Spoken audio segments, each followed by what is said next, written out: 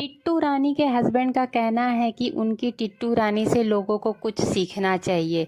क्या सीखना चाहिए, ऐसी क्या खासियत है उनमें, हम लोगों को समझ ही नहीं आया। इसलिए आज ये सवाल पूछने पे मजबूर हो गए हैं कि आपकी पत्नी में ऐसा क्या खास है जो आम औरतों में नहीं है।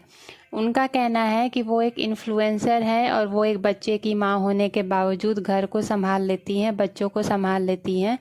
तो भाई साहब, वो एक बच्चे की माँ है। यहाँ नज़र उठा के अपने फैमिली में ही देख लो, कितने सारे बच्चे, अपनी बड़ी भाभी को ही देख लो, अपने 2 बच्चों के साथ साथ बीमार बुजुर्ग सास ससुर को भी देख रही हैं। तो आपकी पत्नी से सीखने लायक ऐसा क्या है जो आप लोगों को सीख दे रहे हो कि टिट्टू रानी से लोगों को सीखना चाहिए। जब ट्रोलिंग होने लगती है तो यही सब दिमाग में सूझता है। वाहियात कपड़े पहनती हैं तुम्हारी पत्नी, गंदे गंदे मजाक करती हैं, बातें करती हैं पूजा वाले दिन, वाहियात ड्रेस पहनती है पूजा वाले दिन।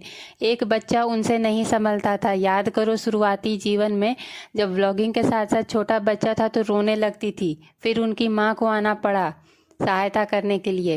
तीज के दिन भी इस लड़की ने याद भी किया तो अपनी माँ को याद किया कि उन्होंने मुझे जन्म दिया है। टिट्टू रानी ने अपने सास ससुर को एक बार भी याद नहीं किया।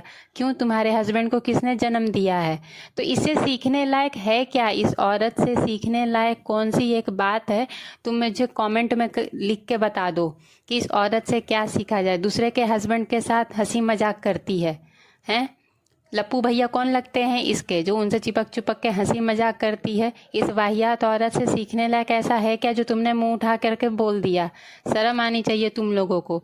इन्फ्लुएंसर कहते हो अपने आप को, कुछ भी दिखाते हो अपने व्लॉगिंग में, फटे फटे कपड़े, छोटे छोटे पैंट्स, और बोलते हो एक बच्चे की माँ है। तो इनकी इस बात का जवाब देना बहुत ही ज़रूरी था। और अभी भी लप्पू भैया और लप्पू भाभी इन्हीं के घर में पड़े हैं और उन्हीं के साथ हंसी मजाक कर रही है। और मनीषा के साथ जेलसी भी इनकी दिख रही है वीडियो में कि एक साथ घूमने फिरने के बाद भी कपड़ों को लेकर के भी कितनी जेलसी इन लोगों में हो रही है, वो साफ साफ हमें नज़र आता है। तो तुम अपनी पत्नी को संभालो और उनसे सीखने के लिए लोगों को सजेशन मत दो। लोग अपना सीख लेंगे खुद का लाइफ कैसे जीना है। तो इसके सास ससुर अभी भी इतने बीमार है, इसके ससुर बेड पे पड़े हैं, लेकिन तीज के दिन भी इस लड़की ने उनको फ़ोन तक नहीं किया, ना ही अपनी भाभी को, ना ही अपनी बहन को। सब अलग अलग तीज सेलिब्रेट कर रहे हैं सिर्फ कंटेंट के चक्कर में।